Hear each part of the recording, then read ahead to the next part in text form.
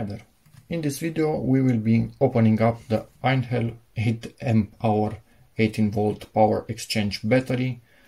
Luckily this one is quite drained, so that's better for opening it up, but don't wear any metal. If you clean it, use a plastic brush. When opening it up, try to not use metal tools. Hopefully they are not needed, but they will be needed for removing the sticker on the side. Sadly, it's the parting line is right through the middle of the sticker, so we kind of need to do this. And I didn't even get properly underneath it. Already started badly. I have other videos of opening up Einhell batteries, and those stickers were much more cooperant than the 8 amp hour one seems to be. Yep, a lot more cooperant. But hopefully I can also get this one apart. Honestly, if you don't need to fix it, I recommend you don't open up these batteries. They are lithiums, they are not toys. They can and will set your house on fire if you are not careful.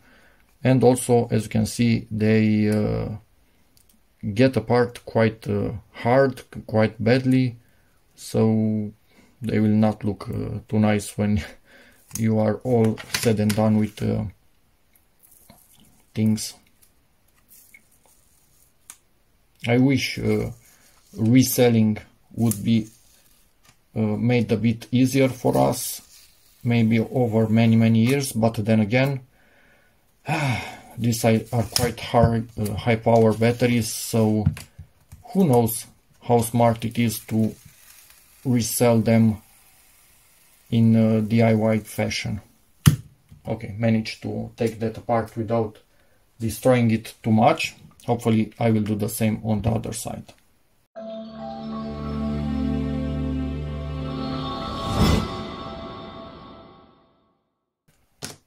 Okay, stickers off. Let's get the Torx T10. What was that? Torx T10. Jesus Christ. Torx T10 with a safety head on it, and open up. You need to remove all the 8 screws, 4 on each side, until this will allow you to take it apart, because I just opened up the 6 amp hour version, and I'm expecting them to be 99% the same, maybe with just a different cell size. Actually, not size. I'm saying size, but I'm thinking about the capacity, because the physical size of the cells, I think it's about the same, but this, the bigger one, the 8 amp hour, is 50 grams heavier than the 6 amp hour one. So yeah, bigger capacity also comes maybe with a little bit different internal build of the cells themselves, not necessarily the battery pack. So cell, the cylinders, battery pack, this whole thing. Let me see how I can open it up. Hopefully it will come up easily. Yeah, there was some glue right here. In the other one there wasn't that glue. Maybe, yeah, it just dripped down from the PCB. As you can see, this is a new battery, and this is our switch and our little display in there. Overall construction up to this point, as I can see, at least similar to the 6 amp hour one.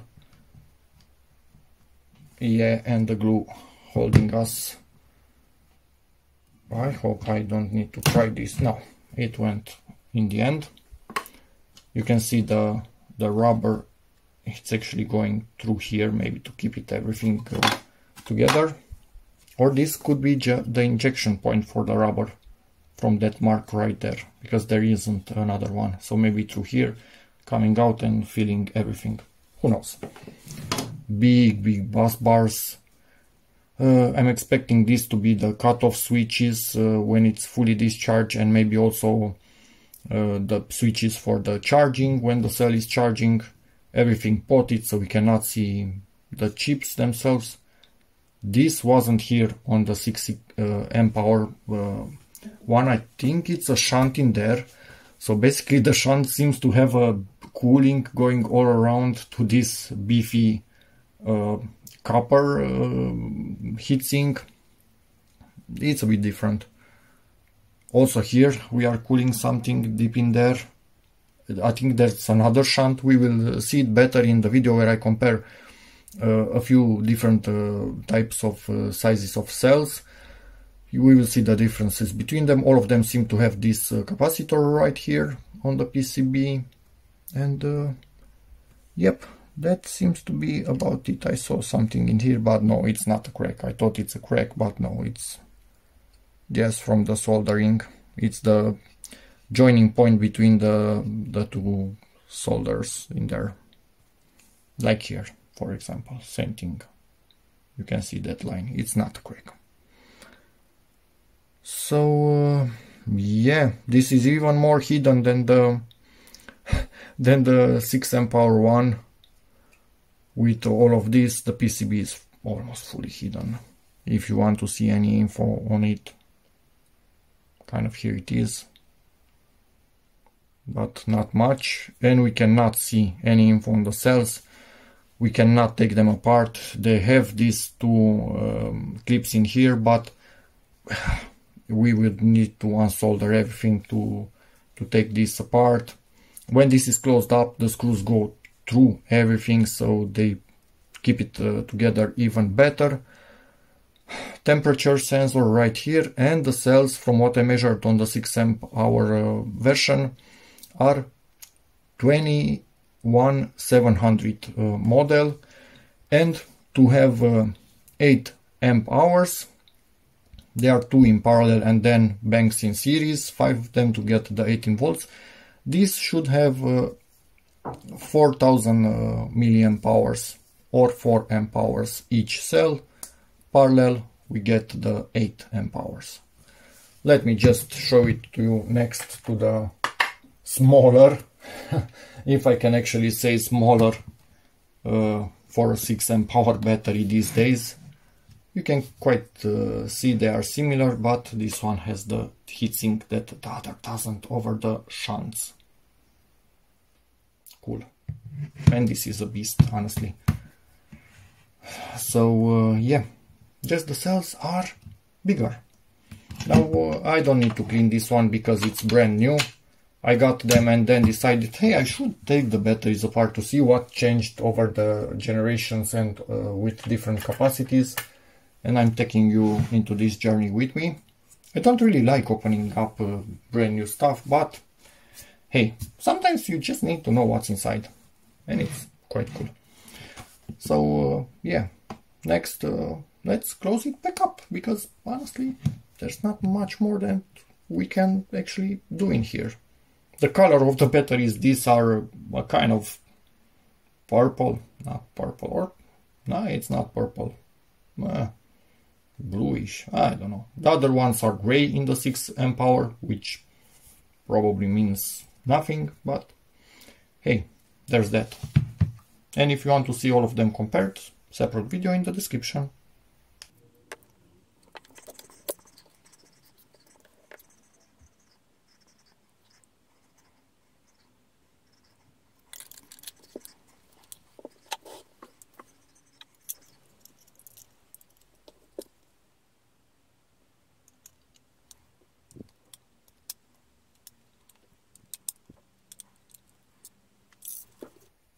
Small interruption. You want to put the switch in here first. It's not going to go either way. You can see it, it's not fitting other way, so you cannot get that wrong. But be careful with the spring. We want it to go in this hole, so put the sides on the battery and then slowly lower it in here. switch did not jump. I thought it did, but it didn't. And I'm looking through the crevice. Let me see if I get some light in there. Oh man, this is really hard for me to see. I need a small flashlight.